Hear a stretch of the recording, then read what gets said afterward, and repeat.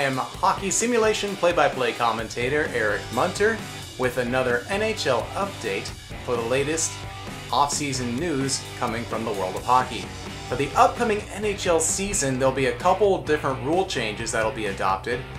The biggest of them, of course, is the change in overtime, going from a 4-on-4 5-minute overtime format. It's going to be 3-on-3 for 5 minutes right after the 60 minutes of regulation, so there won't be that jump as they have in the AHL that they've been trying around with, where it goes 60 minutes of 5-on-5, then the extra session of, I believe it's 3 minutes of 4-on-4 action, followed by another 4 minutes of 3-on-3 before the shootout.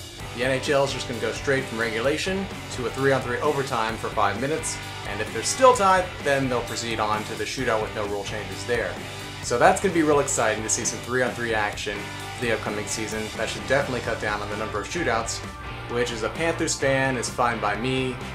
They don't do necessarily as well in the shootout as I would like, but it's going to be real exciting to see some 3-on-3 hockey coming up this season.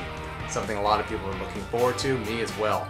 Another couple of rule changes announced. All faceoffs in defensive ends of play will be, the centerman on the defensive side will have to put their stick down first. This is the change in the rule where it was every time there was a faceoff in a hockey game, the visiting centerman would have to put its stick down. So that's a slight alteration to the faceoff procedures.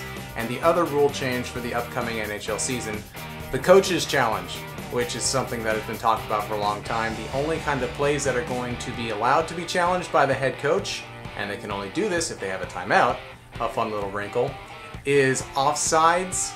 If a goal is resulted after a questionable offside ruling, that can be challenged. Or if there's a goaltender interference penalty or infraction that the coach thinks should have been called, that's something that can be challenged by the head coach.